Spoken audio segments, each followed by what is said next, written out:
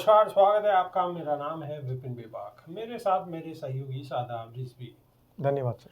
लोकसभा में विपक्ष के नेता राहुल गांधी ने भारत की अर्थव्यवस्था पर चिंता जताई है।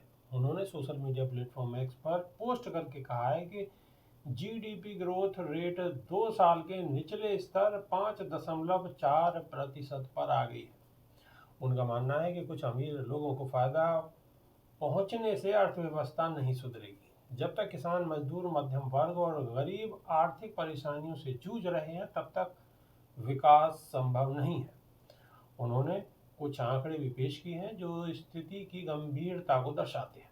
राहुल गांधी ने कहा है कि भारत की जीडीपी ग्रोथ रेट 2 साल में सबसे निचले 5.4% पर आ गई है। बिल्कुल, बात साफ है कि भारतीय अर्थव्यवस्था तब तक तरक्की नहीं कर सकती जब तक इसका फायदा सिर्फ गिने चुने अरबपतियों को मिल रहा हो और किसान, मजदूर, मध्यम वर्ग और गरीब तरह तरह की आर्थिक समस्याओं से जूझ रहे हो।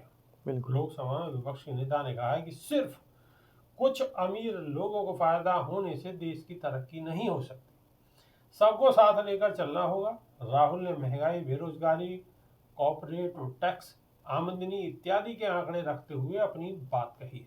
उन्होंने महंगाई को बड़ी चिंता बताया है। वो बोले कि खुदरा महंगाई दर 14 महीने के ऊंचले स्तर पर यानी 6.21% पर पहुंच गई है। आलू, प्याज जैसे रोजमर्रा के सामान की कीमतें पिछले साल के मुकाबले लगभग 50% बढ़ गई हैं। रुपए की कीमत भी गिरकर 84.50 के स्तर पर आ गई, जो अब तक का सबसे निचला स्तर है। बेरोजगारी भी 45 साल के सबसे ऊंचे स्तर पर है। राहुल ने कहा कि पिछले 5 सालों में मजदूरों, कर्मचारियों और छोटे व्यापारियों की कमाई या तो रुकी हुई है या बहुत कम हो गई।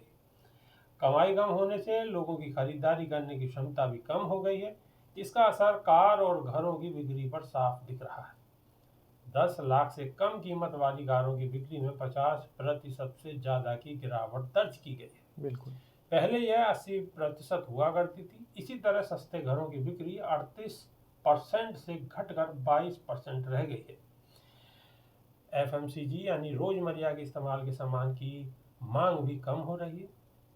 कॉर्पोरेट टैक्स पिछले 10 सालों में 7% कम हुआ है, जबकि इनकम टैक्स 11% बढ़ा है। नोटबंदी और जीएसटी के बाद से मैन्युफैक्चरिंग यानी उत्पादन का हिस्सा घटकर 50 साल के निचले स्तर पर यानी कि 13% पर आ गया है। इससे नौकरियों के नए अवसर कम हो रहे हैं।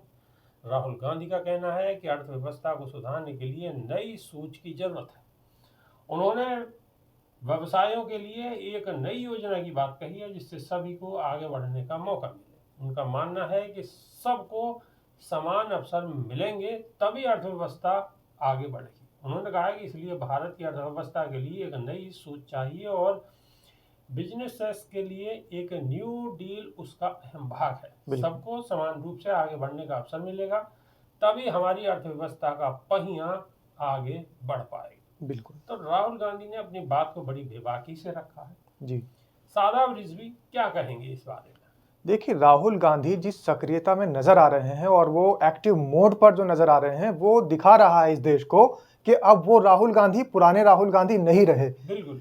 अब राहुल गांधी में जो चेंजेस आए हैं, चाहे वो मोहब्बत की दुकान उन्होंने खोली हो या फिर विकास की बात की हो, अर्थव्यवस्था चरमराने की बात की हो, तो वो लॉजिकली है और सही मायने में देश बिल्कुल निचले पायदान पर जा रहा है और जा ही चुका है। ये कह लीजिए जा चुका है, क्योंकि हमारी अर्थव्यवस्था और हमारी जीडीपी बहुत निचले स्तर पर आ चुकी है। पिछले जितने भी आंकड़े हैं उन आंकड़ों से भी निचले स्तर पर आ चुकी है। साथ ही अगर हंगर इंडेक्स की हम बात करें तो हंगर इंडेक्स में भी हम किस पायदान पर खड़े हैं। हमारे से जो छोटे देश थे, नेपाल जैसे देश, बांग्लादेश जैसे देश और पाकिस्तान जैसे देश, वो भी हमसे ऊपर हैं और हंगर इंडेक्स में हम उनसे भी नीचे आ रहे हैं।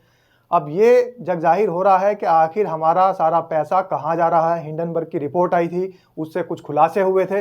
अब जो अडानी जी पर केस हो रहे हैं, चाहे वो केन्या से हो रहे हों, चाहे वो अमेरिका से हो रहे हों या और देशों से हो रहे हों, तो ये सारे केस और भ्रष्टाचार की जब परतें खुल रही हैं तो जनता के सामने आ रहा है कि हमारे देश की गाढ़ी कमाई आखिर जा कहाँ रही है।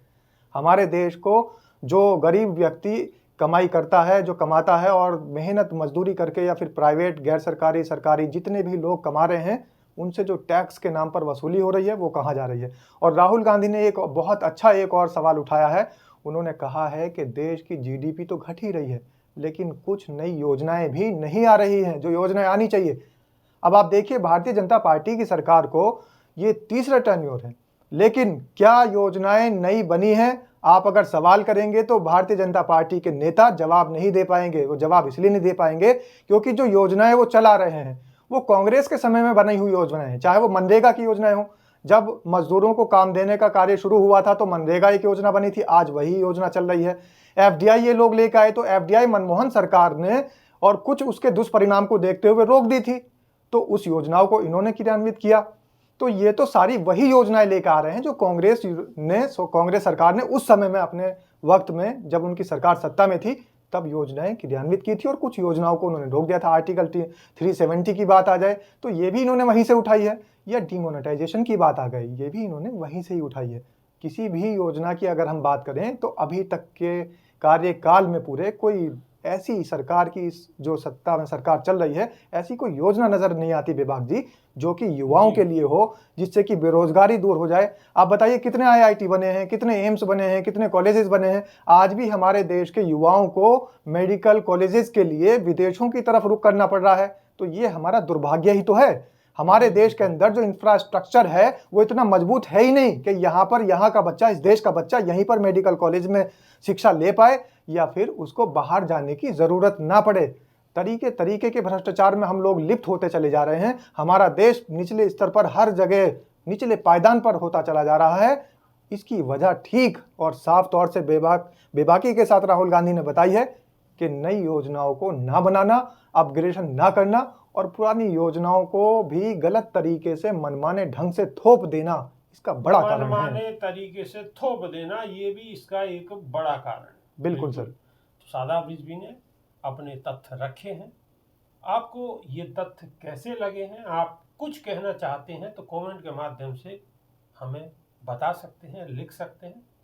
अभी के लिए सिर्फ इतना ही। बहुत बहुत शुक्रिया, धन्यवाद, नमस्कार। धन्यवाद सर।